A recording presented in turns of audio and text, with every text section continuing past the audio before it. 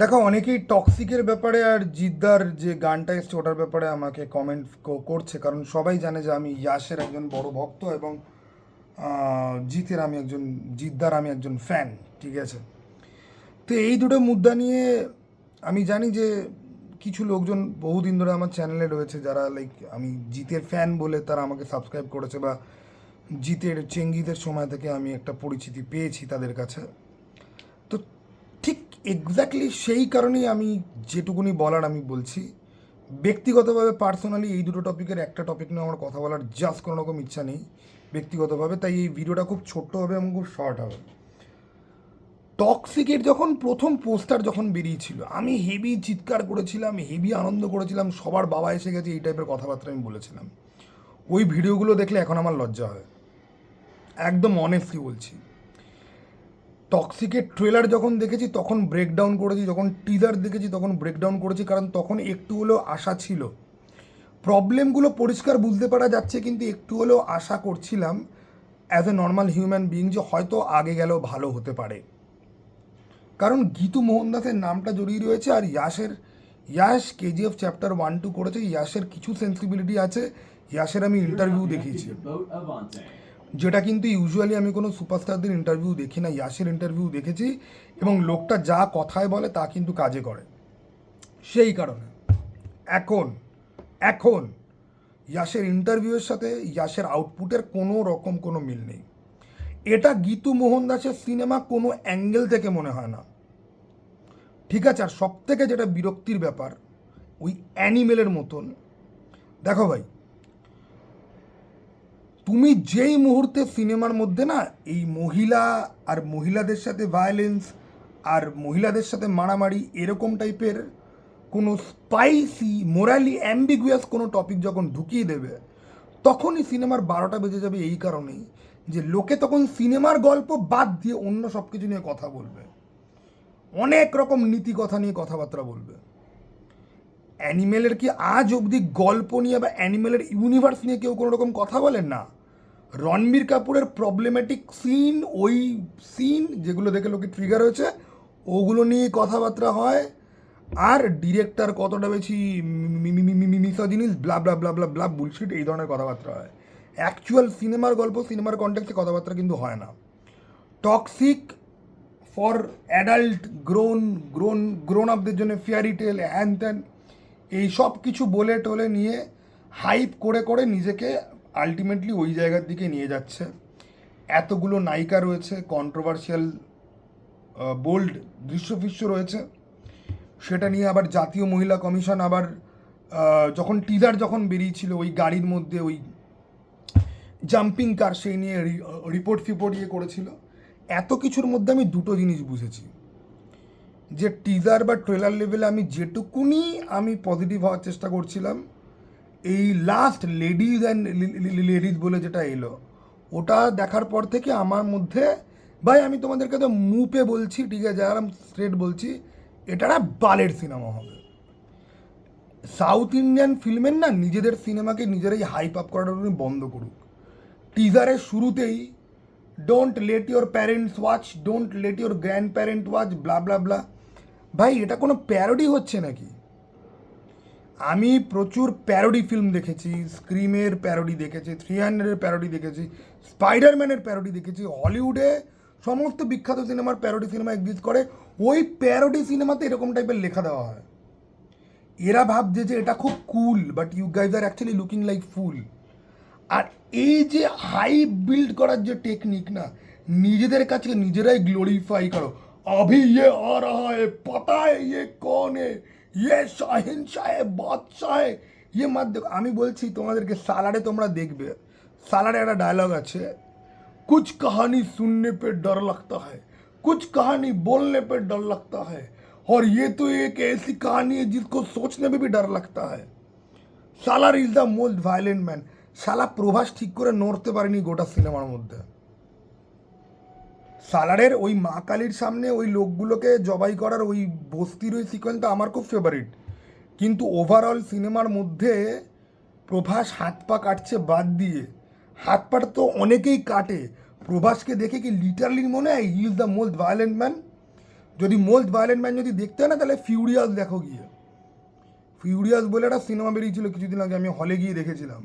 Indonesian, Chinese, Hong Kong, American সবাই involve আছে।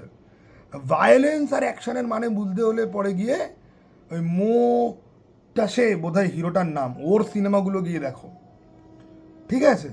এবার সাউথ ইন্ডিয়ান ফিল্মের হিরোদের হচ্ছে গিয়ে পুরো সোয়াগ, দুটো কাটাকাটি কোপাকুপি, কোনো কোরিওগ্রাফি নেই, এরা কেউ নড়তে চড়তে পারে না, নড়ে চড়ে যেগুলো তার মধ্যে কোনো কোরিওগ্রাফির কোনো রকম কোনো কিছুর কোনো ছাপ নেই। হ্যাঁ, ভালো ডিরেক্টররা করায়। কেজিএফে একটু হলেও কোরিওগ্রাফি ছিল। কেজিএফে রকি ভাইয়ের ক্যারেক্টারটা মুইয়া থাই করেছে, বক্সিং করেছে, গ্র্যাপলিং করেছে, জুডো করেছে, ব্রলার স্ট্রিট ফাইট করেছে। এখানে রকি ভাই কি করছে আমি জানি না, ওই বন্দুক নিয়ে মহিলাদের মুখের মধ্যে ঢোকাচ্ছে আর গুলি মারছে কাউবয়দের মতো। ভাই লিটারালি এই টিজারের মধ্যে যতগুলো আউটসাইড শট আছে, মানে কোনো বাড়ির বাইরে, ঠিক আছে, নর্মাল এনভায়রনমেন্টে যতগুলো শট আছে, আউটডোর শট, সেগুলো দেখে মনে হয় এটা ফিল্ম। ক্যামেরা যেই ইনডোরে ঢোকে মনে হয় ভাই এটা কি দারুর অ্যাড চলছে, নাকি পারফিউমের অ্যাড চলছে, নাকি বেল্টের অ্যাড চলছে, নাকি কাউবয় টুপির অ্যাড চলছে, নাকি কন্ডোমের অ্যাড চলছে, কিসের অ্যাড চলছে? But it looks like a freaking ad film. ওই যে 3টে না 4টে মেয়ে তেরে আসছে, ওদের দিকে যে ফাইট করছে না, লিটারেলি বলছি আমি এরকম টাইপের জিনিসপত্র দেখেছি আমাদের মানে হিন্দি ফিল্মের অ্যাডে, মানে মুম্বাইতে যেসব অ্যাড ফ্যাড তৈরি হয়। আরে শাহরুখ খানের রাওয়ানে এরকম একটা দৃশ্য ছিল সঞ্জয় দত্তর সাথে কেলাকেলি করার আগে। 3টে মেয়ে এলো, ও ঘুরলো, 3টে মেয়ে কেটে পড়ে গেল ভাই। বাট ওটার তো পারপাস কমেডিক ছিল, এটার তো কমেডি পারপাস নয়। But this is looking unintentionally funny and pure garbage. Ladies एक एक करके आओगे या एक साथ आओगे? আমি জানি না what has happen to Yash. Yash এখনও আমার গুরু, এবং আমি মায়েরই বলছি টক্সিকের একটা করে জিনিস ড্রপ হচ্ছে, আমার লিটারালি মনে হচ্ছে বিছানা ফাঁক করে তলায় ঢুকে যাই। This is embarrassing as hell, embarrassing to the power infinity, ঠিক আছে? অ্যাজ এ ফ্যান আমি এরকম এম্বারেসমেন্ট খুব কম আমি ফিল করেছি, and this is one such time, ঠিক আছে? সুপার গার্ল হিট হয়ে গেলে পরে আমি ভাই এর থেকে কম দুঃখ পেতাম। ইয়াশের এই টক্সিকের জিনিসপত্র দেখে আমি যেই লেভেলে আমি দুঃখ পাচ্ছি, ওকে। এরপরে দুঃখ আর এম্বারেসমেন্ট আর ফ্যান হিসেবে ঘা খাওয়ার প্রসঙ্গে এলে পরে জিদ্দা কেন থাকবে না? তো অনন্ত সিংয়ের প্রথম গান বেরিয়েছে। প্রথমেই একটা কথা বলি, আমি মনে প্রাণে বিশ্বাস করি জিদ্দার এবার সিনেমা করা ছেড়ে দেওয়া উচিত, বন্ধ করে দেওয়া উচিত। অনেক হয়েছে, অনেক হয়েছে, মানে অনেক হয়েছে। প্রথম কথা, যদি একটা বিশাল বড় সুপারস্টার লেভেলের অ্যাক্টর যদি ওই স্ট্যান্ডার্ডের স্টুডিও বা ওই স্ট্যান্ডার্ডের ডিরেক্টরের সাথে কাজ যদি করে না, তাহলে ওই অ্যাক্টরকে কেউ কন্ট্রোল করতে পারে না। অনন্ত সিংহ তো জিদ্দাকে তো লাগছে না, যতবারই মেকআপ চেঞ্জ করুক, যতগুলো লুক চেঞ্জ করুক না কেন, তার তাকানো, তার ডায়লগ ডেলিভারি, কোথাও গিয়েই তাকে অনন্ত সিংহ লাগছে না। এবং তার বডি ল্যাঙ্গুয়েজ থেকে শুরু করে কীরকম ডিমিনোর, তাকে মনে হচ্ছে জিদ্দা টাইম ট্রাভেল করে স্বাধীনতা সংগ্রামের ওখানে পৌঁছে গিয়ে বডি সোয়াইপ করে এবার সে চাবি নিয়ে ছুঁড়ে মারছে, ঠিক আছে, জেলে ঢোকার আগে। জিদ্দা আছে জিদ্দাতেই, জিদ্দা নিজের হিরো, ওই চেঙ্গিজের হিরোইজম, রাবণের হিরোইজমও ওখানে ক্যারি করে নিয়ে গেছে। এবার কেউ কেউ বলবে আরে অ্যাক্টর তো সেম, ও কি আলাদা অ্যাক্টিং করবে নাকি? নিজের বডি ল্যাঙ্গুয়েজ আর ডিমিনোর কী করে চেঞ্জ করতে হয় সেটা অ্যাক্টরকে নিজেকে ফিগার আউট করতে হয়, আর ডিরেক্টর তাকে ডাইরেকশন দেয়। জিদ্দাকে কোনো অ্যাঙ্গেল থেকে বিপ্লবীদের মতো লাগছে, বিপ্লবীদের মতো জামা কাপড় পরলে আর হাত, একটা গানের মধ্যে একটা সিকোয়েন্স আছে ইনকিলাব জিন্দাবাদ বা ওরকম কিছু বোধহয় হাত তুলে বলার, ওখানে তুমি জিদ্দার এক্সপ্রেশন দেখবে, তাতে কোনো ফিয়েরই কোনো ব্যাপারই নেই। সামনে কোনো মহিলার লোককে মারা হচ্ছে, জিদ্দারভাবে চোখ বন্ধ করে নেবে, এটা একটা দুঃখের সিন বা শকের সিন যেখানে তুমি সহ্য করতে পারছো না, তুমি নিতে পারছো না। ভাই আমি জিদ্দাকে দুঃখের সিন অভিনয় করতে দেখেছি কমার্শিয়াল ফিল্ম যেগুলো ফালতু, সেখানে জিদ্দা এর থেকে অনেক ভালো অভিনয় করেছে। এখন হ্যাঁ, একটা মিউজিক ভিডিওতে আলাদা করে অভিনয় করার কিছু থাকে না, আলাদা করে শুটিং করার কিছু থাকে না, বিকজ যা যা শ্যুট করা হয়েছে তার মধ্যে থেকে কম্পাইল করে তুমি ফুটেজ নিয়ে তুমি জোড়াতাপ্পি দিয়ে তুমি বানাচ্ছ। বাট তার মধ্যেও যেটুকুনি ছাপ আমি দেখতে পাচ্ছি